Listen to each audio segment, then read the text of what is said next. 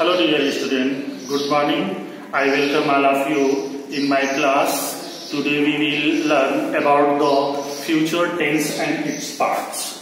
Before this video, I taught you about the present tense and its parts and past tense and its parts.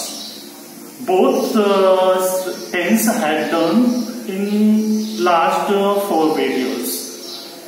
Today we will learn about the future tense and its kinds, its types. So let us start the video. See here, future tense. Future tense में आपको पहले ही मैंने बताया था कि tense क्या है, इसलिए हर टेंस में शुरुआत में मैं आपको ये डिफिनीशन यहाँ पे लिखा है, डिफिनीशन आपके बारे में बता रहा हूँ कि ये किस तरह से हमें टेंस क्या है, किस तरह से होता है. देखो, a verb form which indicates time is called the tense. हमेशा ध्यान रखना कि वर्ब की वर्ब फॉर्म जो हमें समय और एक्शन दोनों को बताती है कि कौन सा कार्य किस समय में हुआ और किस तरह से हुआ, तो वो क्या होता है, उसी को हम टेंस कहते हैं. यहाँ पे देख लीजिए, मैंने 3 सेंटेंस यहाँ पे लिखा है. यहाँ पे देखो लिखा है ही राइट्स अ लेटर. ये क्या हो गया, आपका प्रेजेंट हो गया. इसको हम प्रेजेंट टेंस कहेंगे. प्रेजेंट टेंस क्यों? क्योंकि ये जो है मतलब वो पत्र लिखता है, तो ये प्रेजेंट टाइम के बात कर रहा है, वर्तमान समय की बात हो रही है. फिर दूसरा टेंस दिया, दूसरा वाक्य है ही रोट अ लेटर. यहाँ पे देखिए जो है वर्ब का फॉर्म हमें क्या बता रहे हैं कि ये वाक्य हमारा पास्ट टेंस में है. ये वर्ब का फॉर्म देखिए, यहाँ फर्स्ट फॉर्म थी, यहाँ सेकंड फॉर्म हो गई. तो वर्ब का फॉर्म हमें सोच करता है कि ये काम बीते हुए समय में हुआ है. फिर देखो थर्ड में he will write a letter, वो एक पत्र लिखेगा. ये क्या हो गया, आपका फ्यूचर टेंस हो गया. तो फ्यूचर टेंस मतलब ये देखो वर्ब की फॉर्म और यहाँ पे ये हेल्पिंग वर्ब लगी है जो ये शो कर रही है कि ये काम भविष्य में होने वाला है या भविष्य में होगा. तो ये तीनों चीजें, तीनों वाक्य से स्पष्ट होता है कि प्रेजेंट टेंस, पास्ट टेंस और क्या है, क्या उसको किस तरह से. तो ये वर्ब की फॉर्म से ही हम ये जान सकते हैं कि टेंस क्या है, टेंस किस तरह से क्या बात है. तो ये वर्ब के फॉर्म से आप देख सकते हैं. और यहाँ पे देखिए टेंस का डायग्राम दिया है. आपका प्रेजेंट टेंस हो चुका है, पास्ट टेंस हो चुका है, इसके सारे भाग हो चुके हैं. अब लास्ट आपका क्या बचा है, फ्यूचर टेंस. फ्यूचर टेंस के मतलब आप अगर तीनों को जरा ध्यान से देखिए तो तीनों में जो पार्ट है इनके सबके सेम पार्ट होते हैं, सब में सेम रूल्स होता है, केवल हेल्पिंग वर्ब का अंतर होता है, वर्ब का फॉर्म वही होगा. हेल्पिंग वर्ब डिफर होती है तो उसको हम लोग यहाँ पे देखते हैं फ्यूचर टेंस के बारे में. तो चलते हैं, पहला जो हमारा है फ्यूचर इंडेफिनिट या simple tense. Future simple tense या इंडेफिनिट आप बोल सकते हैं या सिंपल, दोनों ही बोलते हैं. आपको जो अच्छा लगे. कभी कोई पूछा इंडेफिनिट तो आप बोलोगे इंडेफिनिट मुझे मालूम ही नहीं. इंडेफिनिट मतलब सिंपल, दोनों उसी चीज वही है कि को बोला जाता है दोनों अर्थों में. या इंडेफिनिट बोल सकते हैं या सिंपल बोल सकते हैं. तो जो फ्यूचर सिंपल होता है, फ्यूचर सिंपल की पहचान होती है कि वाक्य के अंत में गा गी के, जैसे वह भोजन पकाएगी, वह क्रिकेट खेलेगा. अब लास्ट में देखो गा गी गे आ रहे हैं, तो ये फ्यूचर सिंपल की वाक्य हुआ. तो फ्यूचर सिंपल की पहचान, हिंदी वाक्य की ये पहचान हुई. और यहाँ पे देखिए मैंने उस तरह का आपको दिखाया भी है, 2 वाक्य लिख के. देखो यहाँ पे पकाएगी लिखा है, यहाँ पे जाएंगे, तो लास्ट में क्या है, यहाँ पे गे है, यहाँ पे गी है. तो जो मतलब इंडिकेट करता है कि ये हमारा हिंदी का वाक्य फ्यूचर सिंपल में है या फ्यूचर इंडेफिनिट वाक्य है.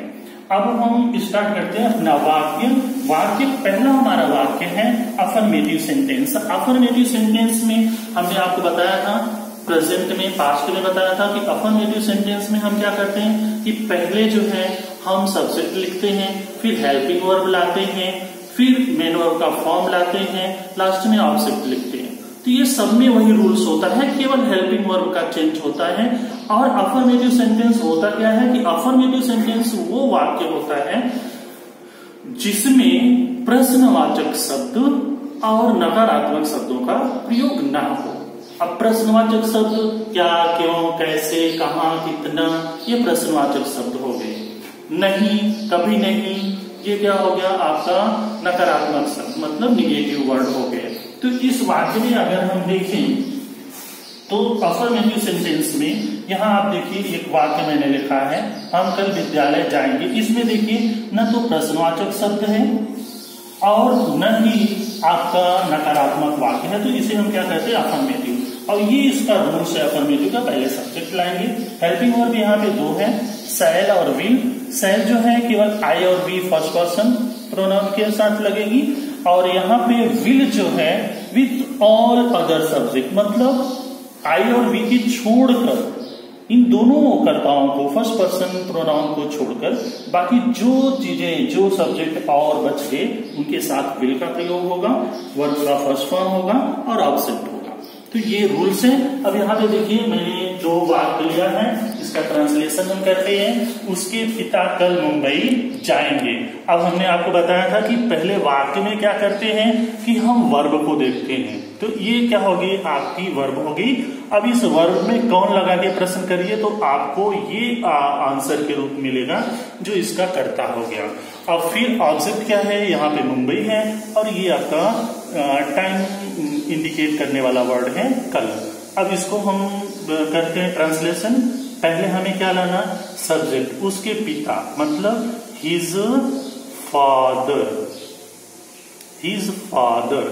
अब देखो ये मैंने बताया कि फर्स्ट पर्सन के साथ आई और वी के साथ सेल का यूज होगा, तो यहाँ पे हिज फादर है तो यहाँ पे क्या आएगा, विल का यूज होगा, ठीक है ना, विल। अब देखो वर्ब, वर्ब क्या है, जाना, तो क्या हो जाएगा गो। फिर कहीं हम जा रहे हैं तो उसके पहले क्या लगाते हैं, टू। फिर मुंबई, ये जो है कैपिटल लेटर से लिखेंगे, स्थान का नाम है मुंबई, ठीक है। अब देखो कल, कल लास्ट में है तो इसको हम क्या ऐसा टुमारो ना, तो ये आपका हो गया ट्रांसलेशन। दूसरा है मेरी माँ तुम्हारे लिए कपड़े खरीदेगी। अभी खरीदना वर्ब, मेरी माँ सब्जेक्ट, कपड़े, और तुम्हारे लिए क्या हो गया ऑब्जेक्ट हो गया। अब फिर देखिए उसी तरह से माई मदर, मेरी माँ, माई मदर। अब देखो इसके साथ में क्या आएगा, विल आएगा, विल। फिर खरीदना buy, my mother will buy. फिर ऑब्जेक्ट, ऑब्जेक्ट क्या, कपड़े, क्लोथ्स,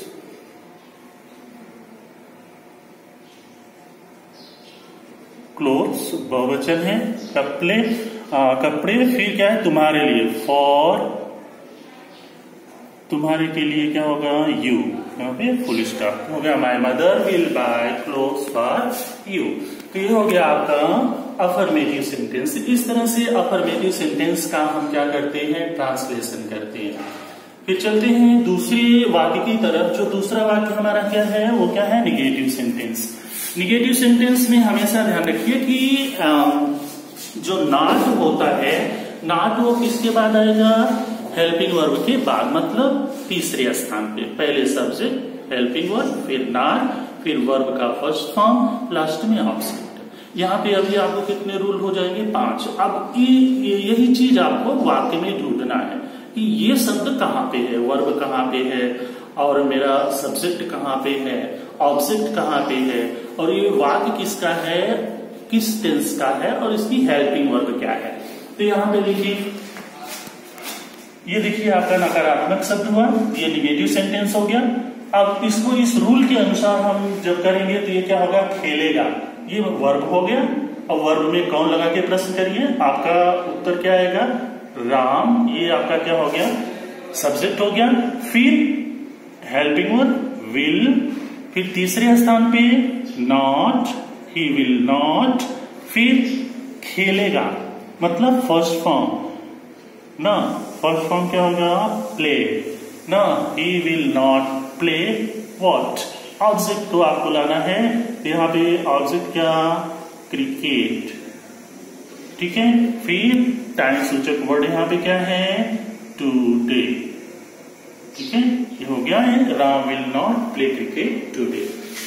दूसरा है तुम पुस्तक नहीं पढ़ोगे, यहाँ भी उसी तरह से आप कर सकते हो। यहाँ मैं आपको ट्रांसलेशन करता हूँ। सब्जेक्ट यहाँ पे यू, और उसको कैसे फाइंड आउट करना है, वर्ब में कौन लगा के प्रश्न करो, आपको मिलेगा। वर्ब यहाँ पे क्या पढ़ोगे, और इसके पहले हमें क्या लाना है, विल लाना है, हेल्पिंग वर्ब विल और शैल के अनुसार। फिर तीसरे स्थान पे क्या आएगा, नॉट आएगा। फिर चौथे स्थान पे आपकी मेन वर्ब की फर्स्ट फॉर्म रीड ना। फिर पुस्तक क्या हो जाएगा, इसको ऑब्जेक्ट बुक ना। अब देखो सबसे helping verb not, main verb का फर्स्ट फॉर्म ऑब्जेक्ट। ये हो गया आपका निगेटिव सेंटेंस। अब देखो इंट्रोगेटिव सेंटेंस। इंट्रोगेटिव सेंटेंस आपको पहले ही बताया गया कि इंट्रोगेटिव सेंटेंस दो तरह के होते, पहला यस और नो टाइप का और दूसरा WH वर्ड का। तो यस और नो टाइप का मतलब जो हिंदी वाक्य किसी भी प्रश्नवाचक शब्द से अगर स्टार्ट होता है तो वो यस और नो टाइप का होता है। दूसरा WH वर्ड मतलब जो सेंटेंस जो हिंदी वाक्य में अगर कर्ता और क्रिया के बीच में कहीं पे भी अगर प्रश्नवाचक शब्द का यूज है तो WH वर्ड टाइप का होता है। तो WH वर्ड टाइप में हम पहला जो प्रकार है यस और नो टाइप में, उसमें हम क्या करते हैं, हेल्पिंग वर्ब पहले लाते हैं। हेल्पिंग वर्ब पहले लाएंगे उस सब्जेक्ट के अनुसार, फिर सब्जेक्ट यूज करेंगे, फिर मेन वर्ब का फर्स्ट फॉर्म रहेगा, जो जैसा टेंस रहेगा उसके अनुसार वर्ब का first form, ING form, third form जो भी। इसके बाद ऑब्जेक्ट, और लास्ट में क्या होगा, क्वेश्चन मार्क रहेगा। वही सारे रूल्स यहाँ पे लिखे गए हैं, आप देख सकते हैं। यहाँ पे देखिए विल और शैल लिखा है, फिर सब्जेक्ट है, वर्ब का फर्स्ट फॉर्म आएगा, ऑब्जेक्ट आएगा, लास्ट में क्वेश्चन मार्क। यहाँ पे है क्या वह किताब खरीदेगा। यहाँ पे देखिए ये शब्द है, ये प्रश्नवाचक शब्द है जो हमें इंडिकेट करता है कि ये वाक्य हमारा यस और नो टाइप का है। तो इसके लिए हम क्या करते हैं, पहले हम हेल्पिंग वर्ब यूज करेंगे, किसके अनुसार यूज करेंगे, इस सब्जेक्ट के अनुसार। तो सब्जेक्ट यहाँ पे ही है, इसलिए यहाँ पे क्या आ जाएगा, विल ना, विल। इसके बाद सब्जेक्ट आएगा ही, फिर मेन वर्ब का फर्स्ट फॉर्म, मेन वर्ब यहाँ पे क्या है, खरीदना, ठीक है, इसका क्या आएगा, बाय, ठीक है, विल ही बाय, फिर किताब और बुक ना, ऑब्जेक्ट, और लास्ट में क्या होगा, क्वेश्चन मार्क। फिर दूसरा देखो, क्या तुम्हारा भाई कल यहाँ आएगा, ठीक है ना। तो यहाँ देखो ये है, ठीक है, तो यहाँ भी क्या हो जाएगा, विल का यूज होगा, विल, फिर तुम्हारा भाई योर ब्रदर ना, विल योर ब्रदर। अब इसके बाद मेन वर्ब का फॉर्म कम, यहाँ का हियर, अब बचा क्या, कल, टुमारो, ठीक। अब ये क्वेश्चन मार्क हो गया, will your brother come here tomorrow. तो ये आपका कौन सा हो गया, यस और नो टाइप का। अब देखो WH टाइप का क्वेश्चन, WH टाइप का क्वेश्चन हमने बताया कि WH टाइप क्वेश्चन में हिंदी वाक्य में प्रश्नवाचक शब्द वाक्य की मतलब कर्ता के बाद और क्रिया के पहले वाक्य में प्रयोग हुआ रहेगा। तो जो भी प्रश्नवाचक शब्द वाक्य के बीच में है, हम जब उसका ऐसे वाक्यों का ट्रांसलेट करते हैं तो पहले उस प्रश्नवाचक शब्द की अंग्रेजी लिखते हैं, उस प्रश्नवाचक शब्द से स्टार्ट करते हैं, फिर हेल्पिंग वर्ब लाते हैं, कर्ता लाते हैं, मेन वर्ब का फॉर्म लाते हैं, जैसा टेंस है मेन वर्ब का फर्स्ट फॉर्म आएगा, फिर ऑब्जेक्ट आएगा, लास्ट में क्वेश्चन मार्क। वही सारे रूल्स यहाँ पे लिखे हुए हैं, आप देख सकते हैं। WH वर्ड जो है पहले मैंने बताया आपको, और विल शैल आएगा, फिर सब्जेक्ट लाएंगे, फिर वर्ब का फर्स्ट फॉर्म आएगा, ऑब्जेक्ट, और लास्ट में हम क्वेश्चन मार्क करेंगे। यहाँ पे देखो वह आज कहाँ जाएगा।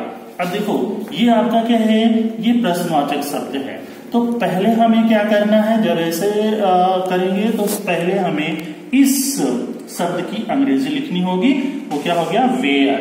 फिर इसके बाद आपका क्या आएगा, हेल्पिंग वर्ब आएगी, किसके अनुसार, कर्ता के अनुसार। कर्ता यहाँ पे वह है, किसके अनुसार, हेल्पिंग वर्ब क्या होगी, विल ना, वेयर विल। फिर कर्ता यहाँ पे ही, वेयर विल ही ना, जाना मतलब वर्ब का फर्स्ट फॉर्म गो, फिर क्या है, आज, टुडे ना, अब क्या, अब आपका ट्रांसलेशन क्या हो गया, where will he go today. ठीक है, फिर दूसरा देखो, मीरा तुम्हारे लिए गीत क्यों गाएगी। यहां देखिए ये प्रश्नवाचक शब्द है। अब इसको हम यहाँ पे लिखेंगे, ऐसे हो जाएगा। देखो अब इसको जब हम करेंगे तो पहले WH वर्ड आएगा, वाई, फिर मीरा है तो इसके अनुसार हेल्पिंग वर्ब क्या लगेगी, विल, वाई विल। फिर इसके बाद करता यहाँ पे क्या, मीरा, मीरा जो है कॉमन नाउन है इसलिए हम इसको कैपिटल लेटर में प्रॉपर नाउन है तो इसको हम क्या करेंगे, इसको जो है कैपिटल लेटर में लिखते हैं, हो गया मीरा। ठीक है, वाई विल मीरा। अब गाना क्या हो जाएगा, सिंग, वर्ब का फर्स्ट फॉर्म सिंग, फिर अ सॉन्ग ऑब्जेक्ट, और लास्ट में क्या है, तुम्हारे लिए, तो यहां पे क्या हो जाएगा, फॉर यू, और लास्ट में question mark. Why will Meera sing a song for you.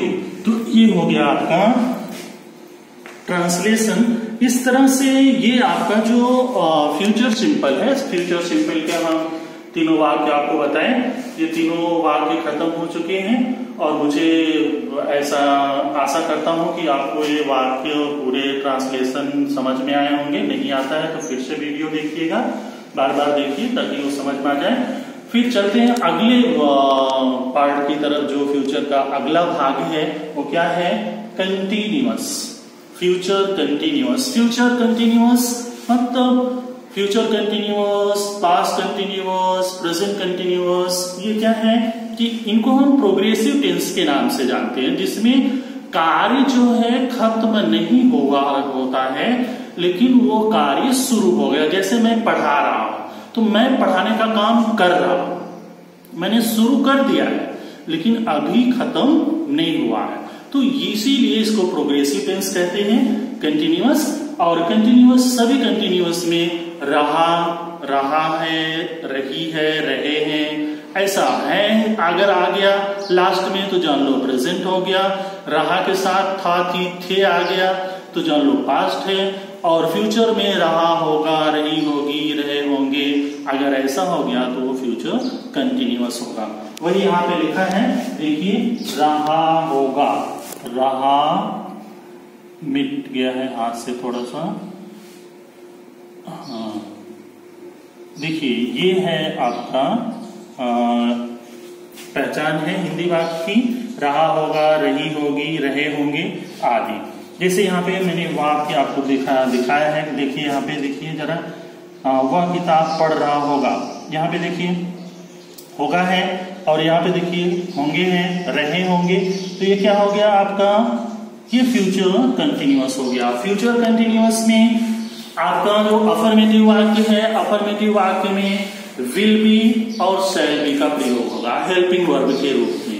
पहले हम सब्जेक्ट लाएंगे, जो ट्रांसलेशन रूल से पहले हमें सब्जेक्ट लाना होता है, फिर दूसरा हेल्पिंग वर्ब लाएंगे कर्ता के अनुसार, विल बी या शैल बी, और इसके बाद मेन वर्ब का आईएनजी फॉर्म और ऑब्जेक्ट। मात्र 4 रूल हैं, यहाँ पे देखिए वो 4 रूल्स मैंने लिखा है, subject, will be, shall be, verb का आईएनजी फॉर्म और ऑब्जेक्ट। तो चलिए इसका ट्रांसलेशन हम लोग करते हैं। यहाँ पे लिखा है, एक वाक्य है, वह भोजन पका रही होगी, तो वह होगी यहाँ पे है, तो वह किसके लिए यूज हुआ है, फीमेल के लिए, तो इसके लिए हम यहाँ पे क्या यूज करेंगे, सी ना, सी विल, इसके बाद बी ना, पकाना, कुक, कुक हो गया। अब इसका आईएनजी फॉर्म जोड़ना है तो इसी में आईएनजी यूज कर दीजिए, कुकिंग हो गया। फिर ऑब्जेक्ट फूड ना, सी विल बी कुकिंग फूड। दूसरा वाक्य देखिए, वे बाजार जा रहे होंगे, अब यहाँ पे देखिए दे हो गया ना, फिर विल बी ना, दे विल बी जाना, गो का गो, फिर उसमें क्या हो जाएगा, ING form, they will be going to market. तो इस तरह से आपका हो गया ट्रांसलेशन दोनों हो गया रूल के अनुसार। Subject, helping verb, main verb का आईएनजी फॉर्म, ऑब्जेक्ट, ये चारों रूल्स का यूज करके हम लोग यहाँ पे लिखे। अभी देखिए आपका अगला वाक्य है निगेटिव सेंटेंस। निगेटिव सेंटेंस नकारात्मक, मैंने बताया आपको कि तीसरे स्थान पे नॉट का यूज करते हैं हम जब इंग्लिश वाक्य किसी भी हिंदी वाक्य को इंग्लिश में ट्रांसलेट करते हैं। तो यहाँ पे विल बी, दो हेल्पिंग वर्ब है, तो विल और बी के बीच में हम नॉट का यूज करेंगे।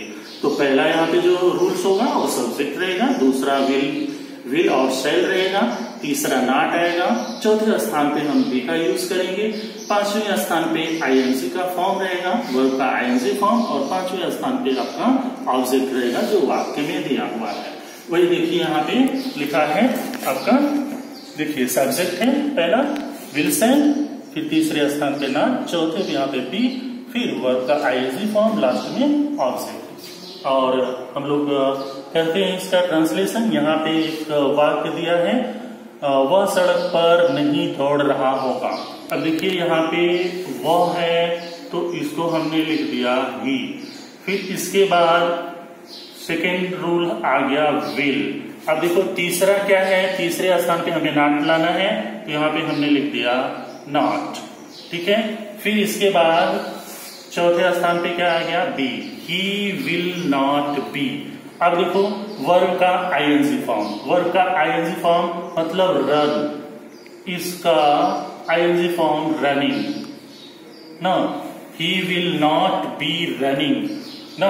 अब ऑब्जेक्ट, ऑब्जेक्ट क्या, सड़क पर के लिए हम क्या लिखते हैं, ऑन, फिर द रोड, ये हो गया ना, he will not be running on the road.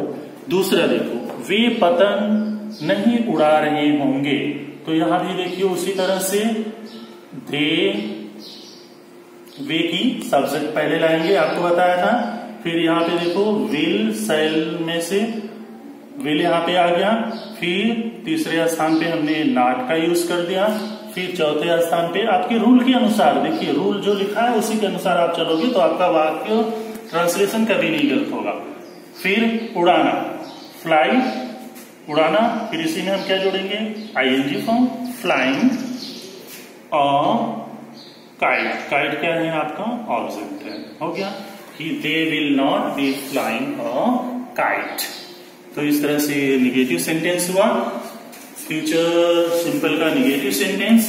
अब फिर चलते हैं हम अगले वाक्य की तरफ जो हमारा क्या है, इंट्रोगेटिव सेंटेंस। इंट्रोगेटिव सेंटेंस पहला क्या, यस आर नो टाइप का, यस आर नो टाइप का, फिर वही चीज आप समझिए कि क्या यस आर नो टाइप कैसा, कि कोई भी वाक्य, हिंदी वाक्य अगर प्रश्नवाचक शब्द से शुरू हुआ तो यस आर नो टाइप का है। तो इसमें हमें क्या करना होता है कि पहले हम हेल्पिंग वर्ब विल और शैल लाएंगे, दूसरे स्थान पे हम क्या लिखेंगे, उस वाक्य का सब्जेक्ट लिखेंगे, तीसरे स्थान पे बी ले जाएंगे, जो बी वहां पे दिया गया था, विल भी है तो दो भागों में हो जाएगी, एक सब्जेक्ट के पहले आएगी, एक सब्जेक्ट के बाद जाएगी, फिर चौथे स्थान पे वर्ब का आईएनजी फॉर्म, पांचवें पे आपका ऑब्जेक्ट आ जाएगा, छठे पे फिर आपका क्वेश्चन मार्क होगा।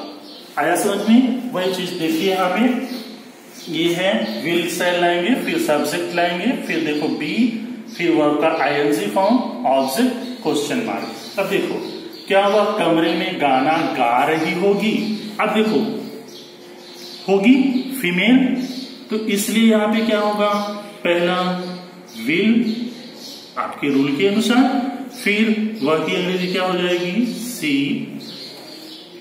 फिर अभी तीसरे स्थान पे बी, ठीक है, फिर गाना क्या हो जाएगा, आईएनजी फॉर्म, सिंगिंग, देखो चौथे स्थान पे वर्ब का ING form, singing, object, a song, ठीक ना, will she be singing a song, कहाँ पे, इन द रूम, ये भी ऑब्जेक्ट है तो आगे यहाँ पे लगा दो इन द रूम, ये ऑब्जेक्ट हो गया। अब ऑब्जेक्ट हो गया पूरा, हेल्पिंग वर्ब हो गई, सब्जेक्ट हो गया, फिर ये हेल्पिंग वर्ब जो दूसरी है, फिर आईएनजी फॉर्म, ऑब्जेक्ट, और लास्ट में क्या हो जाएगा, क्वेश्चन मार्क। फिर दूसरा देखो, क्या बच्चा अपने खिलौने से खेल रहा होगा। अब देखो बच्चा सिंगुलर है, सिंगुलर या प्लूरल हो उससे मतलब नहीं है आपको, केवल ये देखना है कि आई और वी है क्या। अगर करता आई और वी है तो वहां पे सेल का यूज होगा, नहीं तो आपको विल लगाना है। ठीक है, तो विल, इसके बाद सब्जेक्ट द चाइल्ड, ना विल द चाइल्ड। अब यहां पे be, will the child be playing, play का आईएनजी फॉर्म प्लेइंग। ठीक है, फिर खिलौने से ना क्या हो जाएगा, विथ हिज, हिज कहां से पाए, हिज यहाँ पे चाइल्ड है, तो चाइल्ड का जो आपका पोसेसिव एक वचन है तो ही ले सकते हैं, तो ही क्या जो पोसेसिव केस होगा वो क्या होगा, हिज होगा। और फिर यहाँ पे ट्वाइस, खिलौने, लास्ट में क्वेश्चन मार्क। ठीक है, तो ये इस तरह से आपका यस आर नो टाइप का हो गया।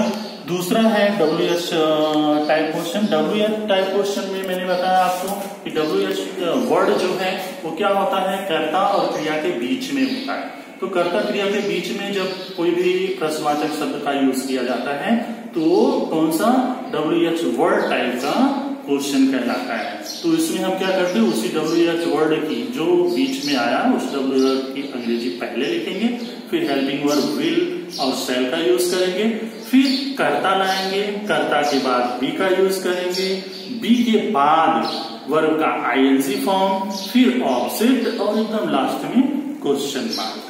यही देखिए यहाँ पे लिखा हुआ है, WH वर्ड पहले जो है वो लाएंगे, फिर विल और सेल का यूज करेंगे, फिर सब्जेक्ट होगा, फिर बी, फिर वर्ब का आईएनजी फॉर्म, ऑब्जेक्ट और क्वेश्चन मार्क होगा। यहाँ पे दो वाक्य हमने लिया है।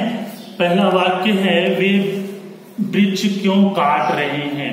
तो यहाँ पे देखिए WH वर्ड है, तो इसको जब हम ट्रांसलेट करेंगे तो पहले WH वर्ड है वाई, फिर इसके बाद हेल्पिंग वर्ब विल या सेल, तो यहाँ पे विल हो गया, वाई विल, फिर सब्जेक्ट क्या दे, वाई विल दे, फिर काटना मेन वर्ब है, why will they be cutting, cut का आईएनजी फॉर्म, कटिंग द, क्या काट रहे हैं, ट्री। ठीक ना, लास्ट में question mark, why will they be cutting the tree. दूसरा देखिए, रमेश इस समय कहां से आ रहा होगा। यहां देखिए कहां है, तो यहां पे क्या हो जाएगा, आप फ्रॉम पहले भी लगा सकते हैं, बाद में भी लगा सकते हैं, फ्रॉम वेयर भी कर सकते हैं, या बाद में भी आप वेयर का यूज कर सकते हैं, वेयर विल। फिर देखो ये आपका प्रॉपर नाउन, सब्जेक्ट है रमेश, ना वेयर विल रमेश बी। अब देखो आना, आना का क्या होता है, वर्ब है कम, इसका आईएनजी फॉर्म कमिंग, ना where will Ramesh be coming, ना फिर इस समय कहां से, coming at, coming from at this time, coming from at this time, इस समय।